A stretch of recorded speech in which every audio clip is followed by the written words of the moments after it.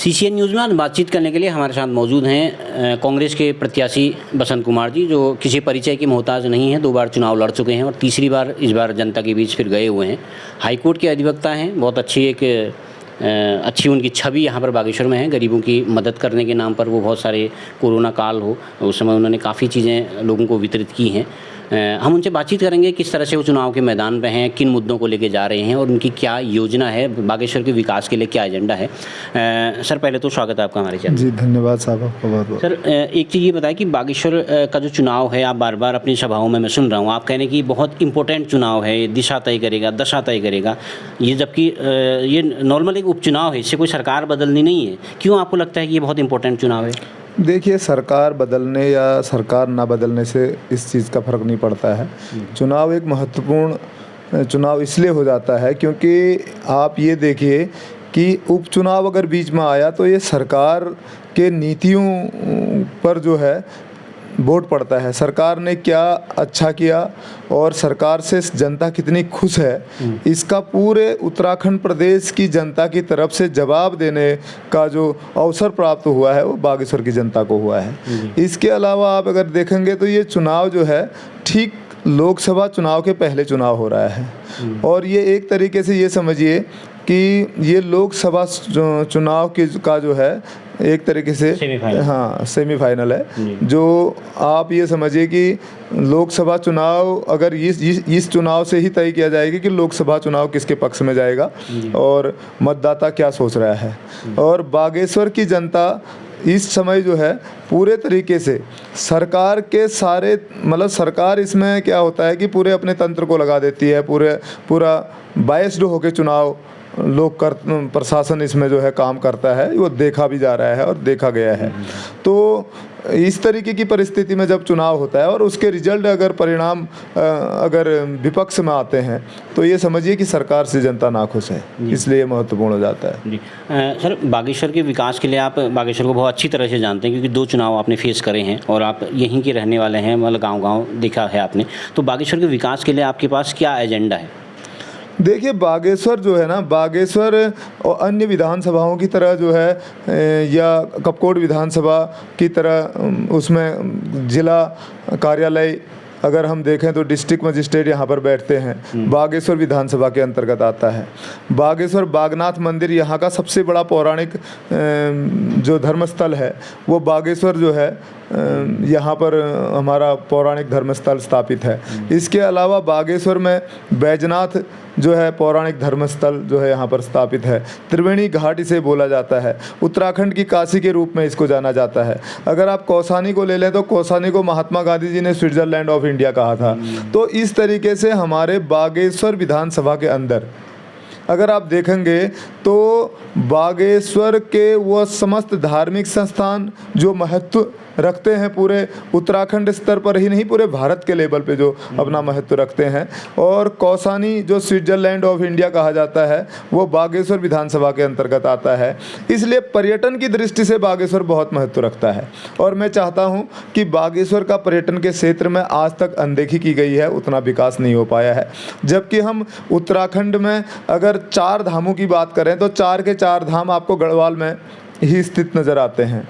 लेकिन उत्तराखंड प्रदेश को देवभूमि के रूप में जाना जाता है और देवभूमि के रूप में जाना जाता है तो मैं समझता हूँ कि उत्तराखंड के बागेश्वर जो उत्तराखंड की काशी कही जाती है, उत्तराखंड का जागेश्वर धाम जो कि अपने आप में पौराणिक महत्व का स्थान है, और इसके अलावा पूरे भारतवर्ष में कोणार्क के सूर्य मंदिर के अलावा दूसरा कटारमल का सूर्य मंदिर है। केवल 2 ही सूर्य मंदिर हैं, उस मंदिर की अनदेखी की गई है। तो इसके अलावा बैजनाथ में अगर आप देखो शिव और पार्वती का ये सम्मिश्रण जो है कि ऐसी मूर्ति भारत में कहीं भी नहीं है। तो इस तरीके से अगर हम इनके पर्यटन के क्षेत्र में अगर बागेश्वर को देखें तो बहुत अच्छे तरीके से बागेश्वर का पर्यटन के क्षेत्र में विकास किया जा सकता है।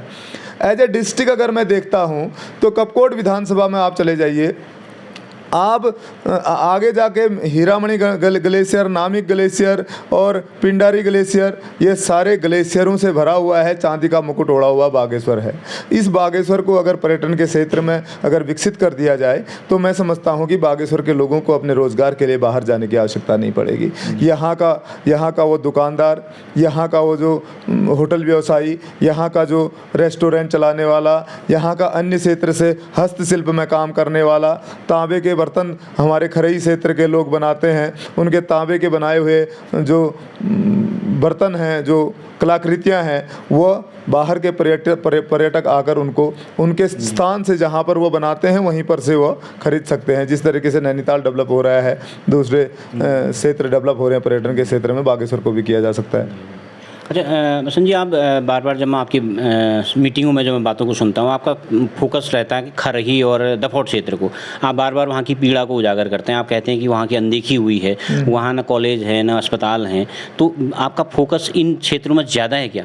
देखिए, खरई क्षेत्र की अगर मैं बात करूं तो खरई क्षेत्र में सबसे बड़ी धरोहर अगर है वो इंडस्ट्रियल क्षेत्र बागेश्वर में उद्योग के रूप में एक खरई में ही एक उद्योग है। और उस उद्योग की परसों मैंने बीच में पता किया तो सरकार के पटल पर उनके पत्रावलियाँ रुकी हुई हैं, उनके जो निकासी के प्रपत्र हैं वो सरकार के लेवल पे, जबकि सरकार उसमें हिस्सेदारी रखती है। बड़ा दुर्भाग्य है इस बात का कि इसका मतलब शासन पर बैठा हुआ प्रत्येक अधिकारी उस सरकारी जहाँ पर उसकी हिस्सेदारी है वहाँ उन पत्रावलियों से भी वो कुछ ना कुछ उनको प्राप्त होना चाहिए। अब कौन देगा बताइए, क्योंकि सरकार का ही वो एक नियोजन है।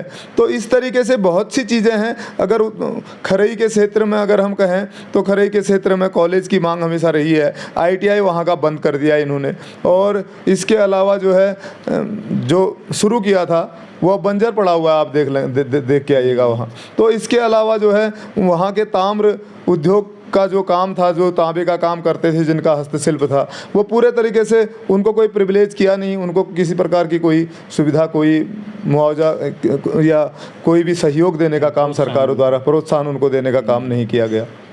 अच्छा बसंत जी, आप पर जब आप 2 चुनाव पहले लड़ चुके हैं, आप एक बार बहुजन समाज पार्टी से लड़े, फिर आम आदमी पार्टी से लड़े, आप पर थोड़ा सा ये आरोप लगता है कि आप दलों को बदल के बार बार चुनाव लड़ते हैं, तो क्या कहना चाहेंगे इस आरोप पर? अंतिम उद्देश्य तो जनता की सेवा है, अंतिम उद्देश्य जनता की सेवा है। सवाल दलों को बदलने का नहीं है। दल तो ये समझिए कि जनता जो है जैसा निर्देश देती है उस तरीके से नेता अपने पद चिन्हों को बढ़ाता है। सवाल अगर दलों को बदलने का आता है तो फिर चंदन राम दास जी भी तो बहुजन समाज पार्टी, फिर कांग्रेस पार्टी, तब भारतीय जनता पार्टी में आए थे।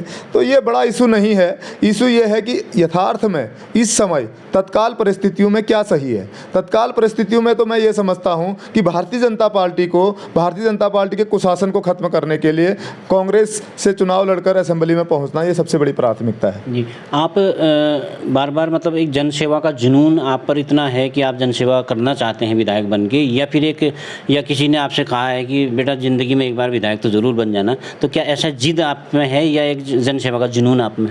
देखिए, सवाल जिद और जुनून का नहीं है। सवाल ये है कि अगर आप कर सकते हैं, अगर आपने वास्तविकता में आपके अंदर वो चीज़ है कि भाई आपके अंदर वो ईमानदारी, वो नैतिकता, वो विचार अगर आपके अंदर आता है, आप ज़िंदगी में पैसे के अलावा और भी कुछ कमाना चाहते हैं, इंसान कमाना चाहते हैं, पुण्य कमाना चाहते हैं, मानवता कमाना चाहते हैं, भाईचारा कमाना चाहते हैं, तो आपको शायद राजनीतिक क्षेत्र चुनना चाहिए। लेकिन आज के परिप्रेक्ष्य में अधिकांश लोग अपने जीविकोपार्जन के लिए, अपने जीवन को बेहतर बनाने के लिए राजनीतिक क्षेत्र चुनते हैं। ये देखा गया है, इसलिए समाज का परसेप्शन बदला है। मैं समझता हूँ कि जिस इंसान ने अपना जीवन स्थिर कर लिया हो, कहीं पर 2 रुपये कमाने की उसकी अर्निंग हो गई हो, जिसके लिए आदमी शुरुआती जीवन में जीता है, उसके बाद सेवा के भाव से कहीं ना कहीं उसको धार्मिक संस्थानों में, राजनीतिक सेवा में, कहीं ना कहीं सेवा के भाव से उसको आना चाहिए। और मेरी भी अपनी एक ये कल्पना रही है, मतलब ये इच्छा रही है, सोच रही है कि मैं आपको बताऊं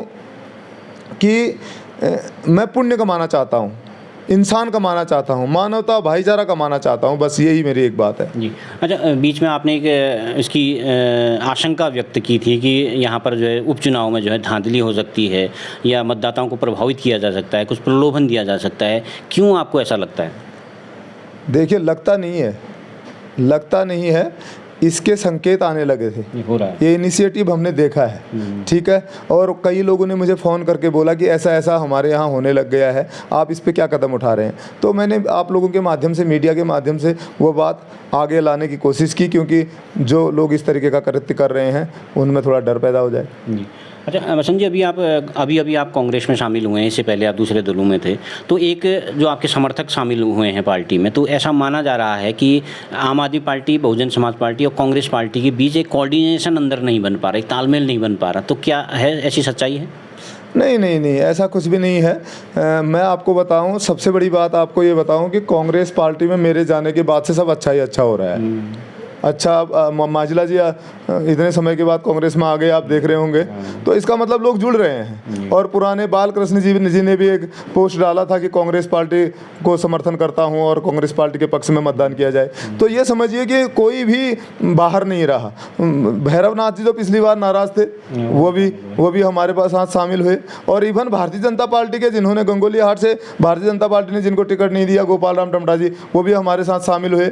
और इसके अलावा बबली अठानी जी हो, हमारे क्या कहते हैं टंगड़िया जी हो, राजेंद्र टंगड़िया जी हो, ललित फरसवाण जी हो, आप सबको देखिए बिल्कुल पूरे जी जान से, गीता रावल जी हो, पूरे जी जान से जो है चुनाव मैदान में लगे हुए हैं। और उनका लक्ष्य एकमात्र है कि कांग्रेस की विधानसभा में, यहाँ से असेंबली में प्रतिनिधित्व जाए बस। जी। बसंत जी, जब आप पहले चुनाव लड़ते थे, आप पर ये आरोप लगता था कि आप बीजेपी की बी टीम के तौर पर काम करते हैं, यानी चंदन राम दास को अगर चंदन दास बनाना, विधायक बनाना, मंत्री बनाना अगर किसी का योगदान रहा है, तो उसमें बसंत कुमार जी का बहुत बड़ा हाथ है। इसमें बी टीम का सवाल कहाँ है? ये लोग गलत राजनीतिक जो है मूल्यांकन निकालते हैं हमेशा।